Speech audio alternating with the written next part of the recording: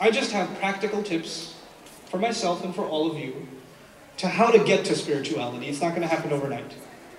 How do we start having genuine spiritual experiences and really reviving our faith through these genuine spiritual experiences and make them a more common occurrence than they are right now? How do we practically do that? The first bit of advice I have for you is go to sleep early. I know, I'm talking to students. Why would you say such a thing? It doesn't make any sense to us. We don't know what that means. What is this word early of which you speak? I haven't heard this before. You know, go to sleep early. Because going to sleep early means you'll wake up early. And waking up early means you'll be fresh for Fajr. The first prayer of the morning determines the spiritual health of the rest of your day. If your Fajr is not intact, your entire day is not intact. Forget it. You're going to have a lousy day. You need to start your day with a beautiful, direct conversation with Allah. And Fajr has a specific importance from a spiritual perspective. Not only that Allah Azza wa Jal tells us in the Quran, Inna Quran al-Fajri kana mashhuda, that the Quran recited at Fajr, the Quran of Fajr will actually be witnessed, has been witnessed. And ulama have debated and talked about the word mashhud, and how it even suggests that Allah Himself is special witness to you getting up in the morning and praying to Him and talking to Him. But Fajr is a time when most of the world is asleep. So you're not distracted. Nobody's sending you text messages at Fajr. Nobody's sending you an email. There's nothing to do with your device. It's just you and Allah. Maybe even your roommates are asleep. Your friends are asleep. Everybody's asleep. Maybe even the rest of your family is asleep. It's just you and Allah. It's the best time to engage in conversation with Allah. And I'm not saying that tomorrow morning when you wake up for Fajr by Allah's permission and you're going to pray, it's going to be a spiritual experience. But if you start taking care of your sleep at night and you wake up fresh, you have better chances. You have better chances. You need to take care of that. And the second bit of advice, not just go to sleep on time. Pray Isha as soon as it comes in. I shall say that again. Pray Isha when? You'll say it for me now. As soon as it comes in. Don't wait for it. Oh, it just came in at 7:30. I got time. 9 o'clock, I got time. 10:30, I got time. 11 o'clock, I got time. 12, let me just sleep a little bit. I'll wake up and pray. Extra late Fajr special session. Right? Extra late Isha.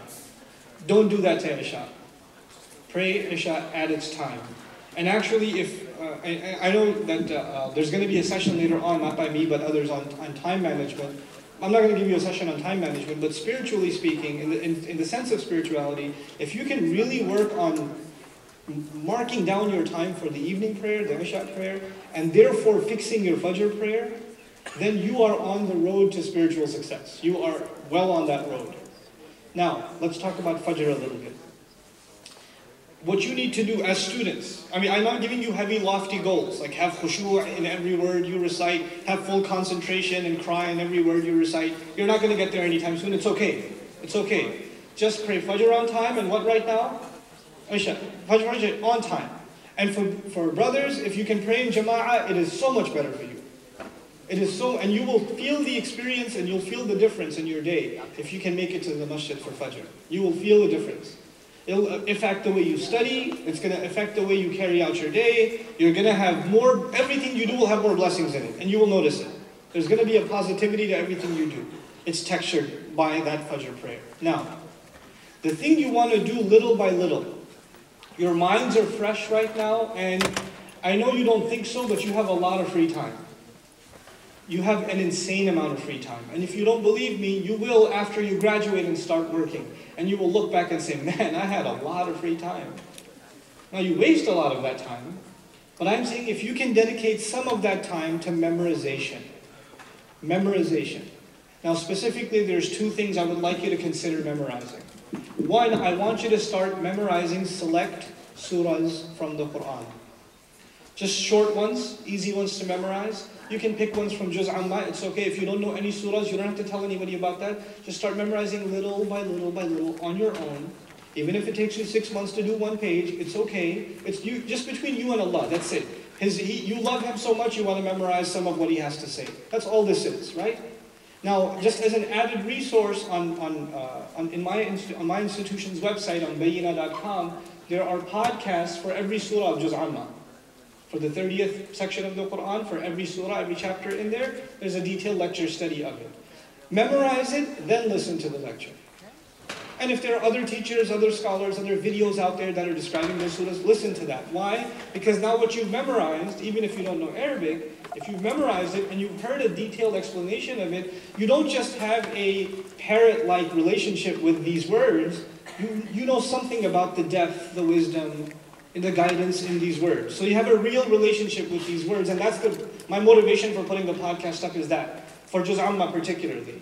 Because most people will memorize something from that, at least they have something that they can listen to and say, okay, that's what this is talking about.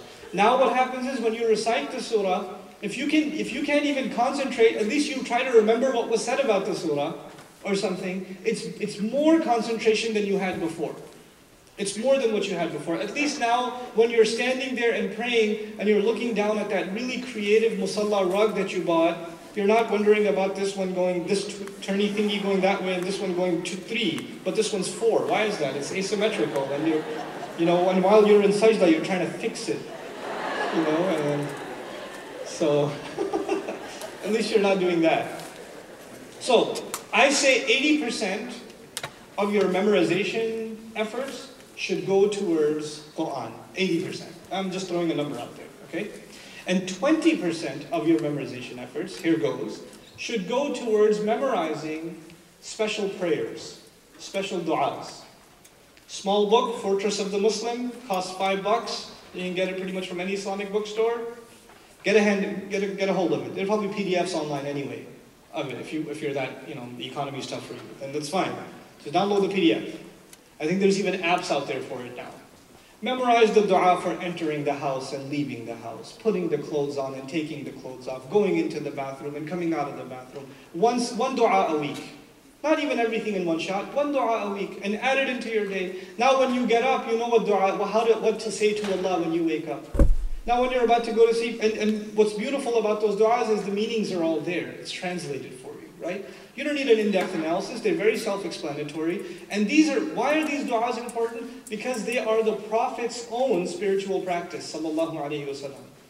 So now you're trying to introduce spirituality in your life by adopting the Prophet's own spiritual practices, alayhi salatu wasalam. And that's why this is a really effective way of you starting to engage with Allah. Outside of the context of prayer. You sit in the car, you make the dua for travel. And the other really cool thing to do is when you make the dua for travel and you're not familiar with the Arabic language, to even at least remind yourself of what you read in translation. What did that mean? Oh yeah, subhanallah. And then begin your journey. And then start driving your car. This will necessarily start impacting how conscious you are of Allah on a daily basis. Because what these du'as, they're basically, these are supplications and du'as for all occasions, right? Eating, sleeping, meeting friends, departing, etc., etc. Every circumstance in life, there's a prayer for it in Islam. There's a small prayer for it. What that does is, you don't experience anything in life that is not an excuse to remember Allah. That's what that does. It makes every circumstance of life a spiritual opportunity.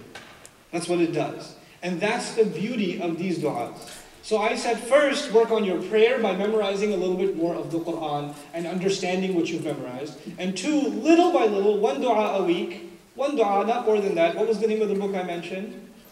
Fortress of the Muslim. Just one dua a week and add it to your regimen. Don't just memorize the dua and not use it. I say one a week because you memorize it, maybe you can pull it off in a day. The rest of the 6 days, you make it a point to use it. To actually use it. You don't have to memorize every dua in that book. Pick the ones you like. It's okay, you can be selective. Pick the ones you like. Like if you don't ever go to the masjid, don't start with memorizing the dua for going into the masjid. Don't start with that. Start with the one you're going to use. And if you find a section there, selling a camel or something, and don't do that yet. You're a couple of months away from selling camels, so just don't worry about that yet. Okay? So that's what I'm trying to say as far as practical spiritual practices are concerned. Now, I'll leave you with this thought. I really just want to give you little that you can accomplish.